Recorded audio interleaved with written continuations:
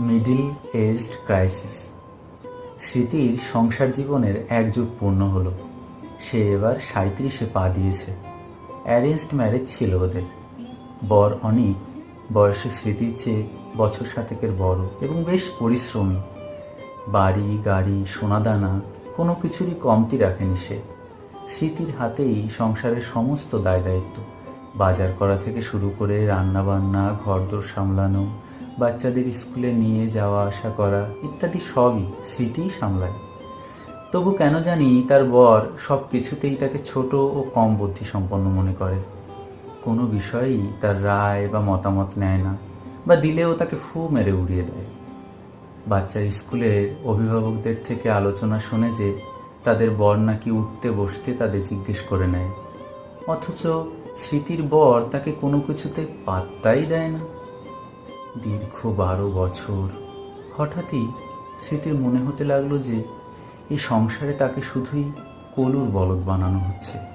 তার 4 আনাও দাম নেই এখানে। নিজ অস্তিত্ব খুঁজতে গিয়ে স্মৃতির সাথে ফেসবুকে পরিচয় হলো 40-এ পা দেয়া রাহুলের। রাহুল স্মৃতিকে যথেষ্ট সময় দেয় মেসেঞ্জারে। সারাবেলা খোঁজ নেয় একটু পর পর, সে এখন কী করছে, এটা ওটা করতে বারণ করে, শাসন করে। বারবার রাহুল নিজের আফসোসের কথা বলে যে কেন স্মৃতির সাথে তার প্রথম জীবনে দেখা হলো না, তাহলে হয়তো জীবনটা আনন্দময় হতে পারত। মাস কয়েক তাদের হুলস্থুল প্রেম চলে চ্যাটিংয়ে, এবং যথারীতি রাহুলের বউয়ের হাতে একদিন সব কিছু ধরা খেয়ে রাহুল ফিরে যায় সকল প্রতিজ্ঞা ভঙ্গ করে নিজের পুরনো ডেরায়। আর স্মৃতি একটা তিক্ত অভিজ্ঞতা সঞ্চয় করে পুনরায় মন দেয় অনিক ও স্মৃতির সংসারে। কিন্তু নিজের বিবেকে মারাত্মক দাগ কেটে যায় বিষয়টি। ওদিকে অনুপম একজন মাঝবয়সী পুরুষ, বয়স 45 ছুঁই ছুঁই, মোটা মাইনের বেতনের চাকরিজীবী। কাজে কামে যে কোনো উদ্দীপনায় তার বয়সী সবাইকে পিছনে ফেলে দেয় সে। বিবাহিত জীবন 15 বছরের। স্ত্রী অনুরাধাও পরমা সুন্দরী, এক দেখায় যে কেউ পছন্দ করে ফেলবে। বোঝাই যায় না যে 3 সন্তানের মা। কিন্তু এদের মাঝে রোমান্টিসিজমের মিল নেই। অনুপম পছন্দ করে মঞ্চ বা থিয়েটার নাটক, তো অনুরাধা সিনেমা থিয়েটার।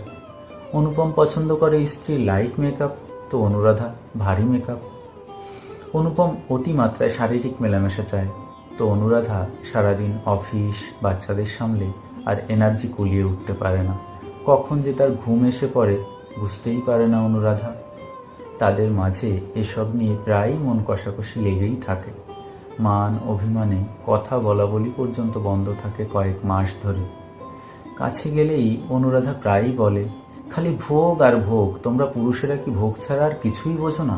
ছি, ঘেন্না লাগে আমার এসব এখন।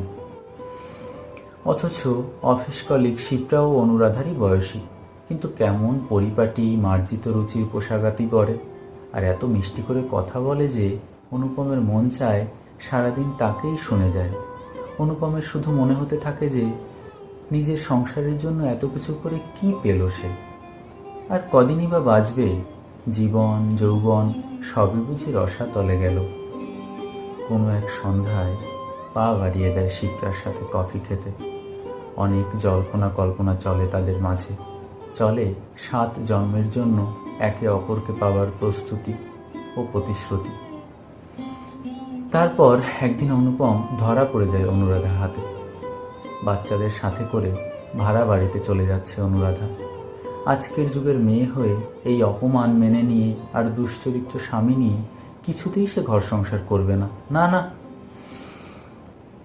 অতঃপর হাতে পায়ে ধরে ক্ষমা চেয়ে ভুল ও আনুগত্য স্বীকার করে কোনো মতে অনুপম ঠেকায় সেই সংসার ভাঙন।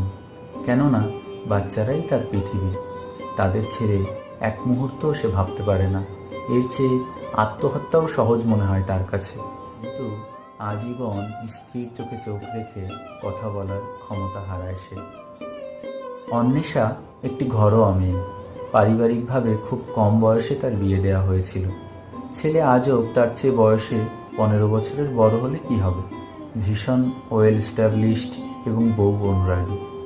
বউ ঈশ শব্দ করলেও ছুটে যায় বউয়ের কি হয়েছে দেখতে। অবসরে বউকে হেল্প করে, নিজে রান্নাবান্নাও করে দেয়। কিন্তু বিয়ের প্রথম থেকেই তার ওই এক জায়গাতেই দুর্বলতা। ফিজিক্যালি সে চার্মড না, বউকে দুটি বাচ্চা উপহার দিতে পারলেও কখনোই কাঙ্ক্ষিত সুখ দিতে পারেনি। অনেক অভিযোগ করলেও সে মানতে নারাজ এবং চিকিৎসা না করানোর পণ করেছিল। এবং এক পর্যায়ে সে বলেই ফেলে যে এমন আবেদনময়তা শুধুমাত্র পতিতাদের মাঝেই পরিলক্ষিত হয়। এমন লজ্জাজনক ও অপমানজনক কথা শোনার পরে মেয়েটির মারা যেতে ইচ্ছে করে। কিন্তু ঠিক সে সময়ই তার সাথে ফোনের ক্রস কানেকশনের মাধ্যমে পরিচয় ঘটে পিয়াসের। পিয়াস আকর্ষণীয় চেহারার ও বলিষ্ঠ শরীরের এক সদ্য যুবক, অন্বেষার চেয়ে বছর 5-6 ছোটই হবে। ফোন আলাপটি বেড়ে প্রেম, শারীরিক মেলামেশা ও এক পর্যায়ে জানাজানি হয়ে যায়। আজব সেদিন বেশ হাত তোলে অন্বেষার উপর এবং বাচ্চা দুটিকে সামনে রেখে বেশ তিরস্কার করে অন্বেষাকে। বাচ্চাদের সামনে নিজের সম্মানটুকু হারিয়ে অন্বেষা কঠিন পাথর হয়ে যায় এবং অবশেষে সেই যুবকের হাত ধরে অন্ধকারে পা বাড়ায়, এমনকি নিজ জঠরের বাচ্চাদের পর্যন্ত ফেলে রেখে। আমরা এই 3টি ঘটনাসহ অন্যান্য এ ধরনের যতগুলি ঘটনাকেই দেখি না কেন, সেগুলি পর্যবেক্ষণ করলে দেখতে পাবো যে স্পষ্টত এটা মিডল এজ ক্রাইসিসের ফলাফল। কিন্তু কি এই ক্রাইসিস, আর তা এই মাঝবয়সেই বা কেন আসে? কি এই ক্রাইসিসের ফলাফল, কি তার লক্ষণ, এর কি কোনো প্রতিকার আছে? মাঝবয়সী সংকট আমাদের একটি মানসিক সমস্যা, তবে রোগ নয়। এই মাঝবয়সটা এক এক দেশের গড় আয়ুর উপর নির্ভর করে। তবে ছেলেদের সাধারণত 40 থেকে 55 বছরের ভিতর দেখা দেয় ও মেয়েদের 35 থেকে 40 বছর বয়সেই এটি বেশি দেখা যায়। মাঝবয়সের বিষয়টি অনেক ক্ষেত্রে বিয়ের বয়সের উপরও নির্ভর করে। কম বয়সে বিয়ে করলে এটি ছেলেদের 40 কিংবা মেয়েদের 35-এর আগেও আসতে পারে। কিশোর কিশোরী যেমন একটি বয়সন্ধিকাল অতিক্রম করে, সে সময়ে তাদের মাঝে মারাত্মক ইগো, ইনফেরিয়রিটি কমপ্লেক্স বা সুপেরিয়রিটি কমপ্লেক্স কাজ করে, ঠিক তেমনি এই মাঝ বয়সে এসে প্রায় সকল মানুষই মনে মনে নিজেদের জীবনের হিসেব মেলাতে শুরু করে। তাদের মনে বারবার কিছু শব্দ আঘাত হানতে থাকে। ভালোবাসে না, মূল্য দেয় না। তারা বারবার ভাবতে থাকে কি দিলাম আর কি পেলাম। তারা ভাবতে থাকে জীবন তো প্রায় শেষই, জীবনের 2/3 পার করে দিয়ে এদের জন্য এত খেটে, এত স্যাক্রিফাইস করে আমি কি পেলাম? ন্যূনতম অ্যাপ্রিসিয়েশনটুকুও কেউ দিল না সংসারে। এছাড়াও ভাবে আমি এত করি অথচ আমার এতটুকু কেয়ারও কেউ করে না, ইত্যাদি ইত্যাদি। আর এই ভাবনাগুলি থেকেই সে তার জন্য নতুন করে ভাবতে শুরু করে। সে ভাবে আর তো মাত্র কয়েকটা দিন আছি, এবার নিজের জন্য ভাবি, একটু নিজেকে ভালোবাসি, নিজের চাওয়া পাওয়াগুলোকে এবার একটু প্রাধান্য দেওয়া যায়। সে তার জন্য স্নেহের ও মমতার আশ্রয় খুঁজতে শুরু করে।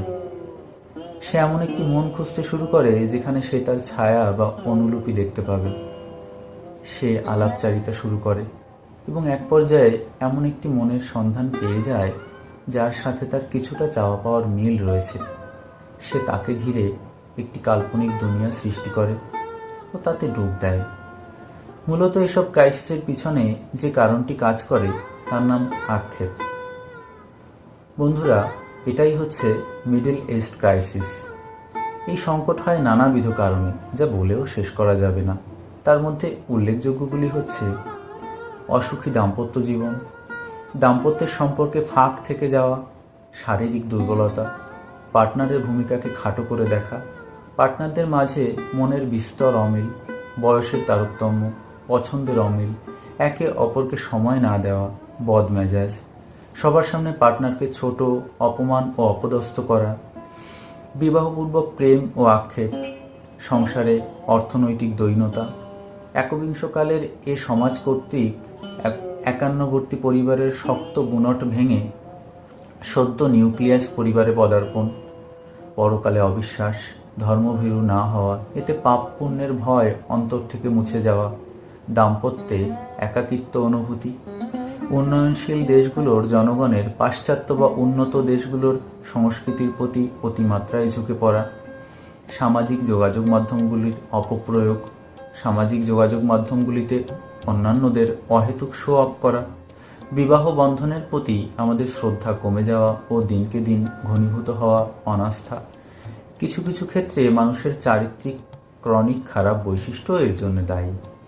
অবশ্যই এই মাঝবয়সী সংকটের ভীষণ স্পষ্ট কিছু লক্ষণ রয়েছে, যেসব দেখলেই পাশের পার্টনারটি সতর্ক হতে পারেন এবং খারাপ একটা কিছু ঘটার পূর্বেই পার্টনারের হাতটি ধরে সামলে নিতে পারেন ওনাকে।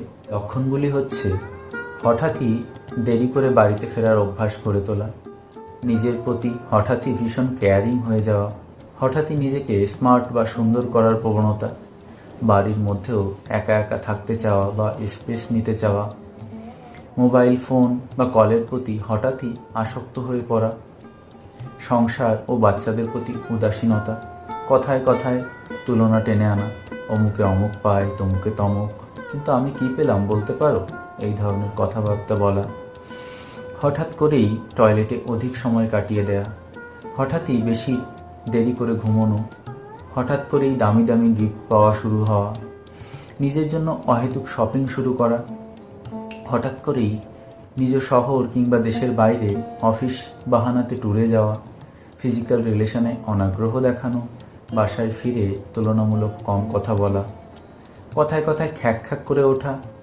আত্মীয় পরিজনদের সাথে হঠাৎই মেলামেশা কমানো, অবশ্যই যে কোনো বাহানাতে মোবাইলে পাসওয়ার্ড ব্যবহার করতে শুরু করা বা আগের পাসওয়ার্ডটি চেঞ্জ করা, মোবাইল কারো হাতে সহজে দিতে না চাওয়া, রোমান্টিক গানের প্রতি হঠাৎ করেই ভীষণ আগ্রহ জন্মানো। এই মিডল ইস্ট ক্রাইসিসের ফলাফল যে কোনো ছোঁয়াচে মহামারী রোগের চেয়েও বেশি খারাপ। এটি অল্প দিনেই এমনভাবে সমাজের সর্বত্র ছড়িয়ে পড়ে যে এটি একটি ফ্যাশন বা স্ট্যাটাসে পরিণত হয় এবং সংসারের পর সংসার ভেঙে চুরমার করে দেয়। মানুষের নিজস্ব মূল্যবোধ ও সেলফ কন্ট্রোলিং সিস্টেমকে বোমা মেরে ধূলিসাৎ করে দেয় এই সংকট। এই ধরনের সংকট থেকে সৃষ্টি হওয়া সম্পর্কগুলোর বেশিরভাগগুলোকেই আমি আসলে প্রেম বলতে পারছি না, এগুলি আসলে মোহ বা আবেশ এক ধরনের।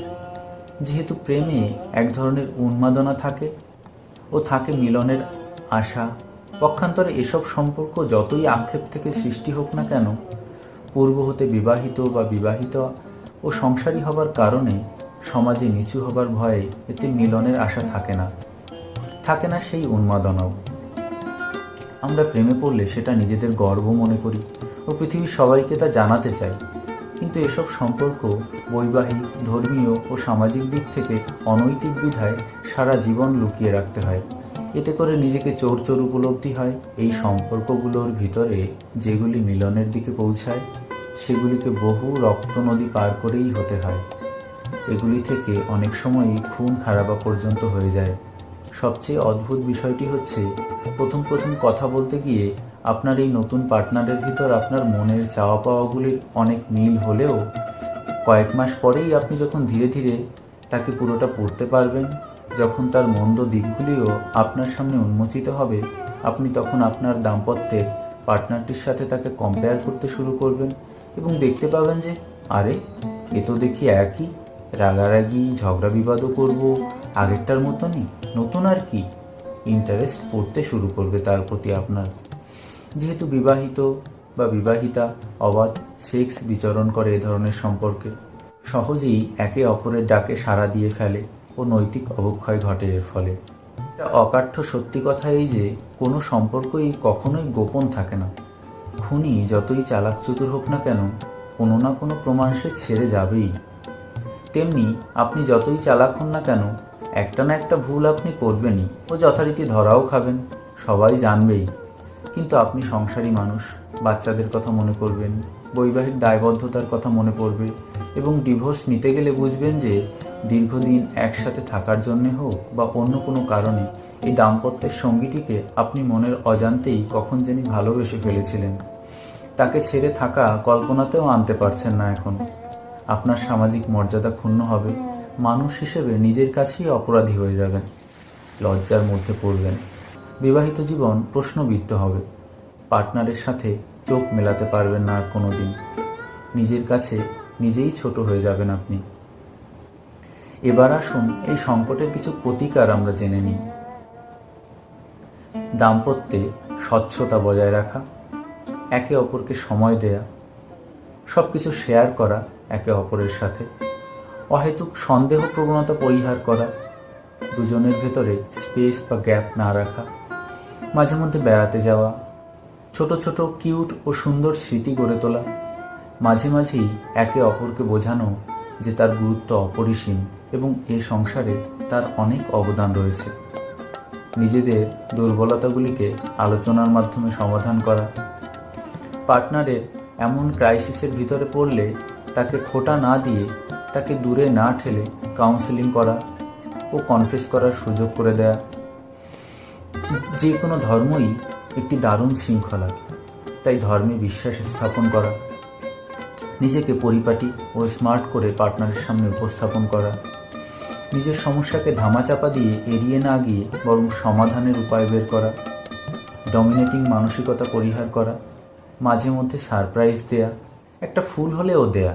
সংকটের মুহূর্তে এই ক্ষণগুলি বেশ অভয় দান করে, না সেও গুরুত্বপূর্ণ। বটবৃক্ষ বা বয়োজ্যেষ্ঠদের ছায়াতলে থাকা, দাম্পত্যে স্বামী স্ত্রীর সম্পর্কটিকে বন্ধুত্বে রূপান্তরিত করা। নমস্কার, ভালো থাকবেন, সুস্থ থাকবেন। আপনার সুচিন্তিত মতামত আমাকে আগামী ভিডিও করার অনুপ্রেরণা যোগাবে। অনেক ধন্যবাদ।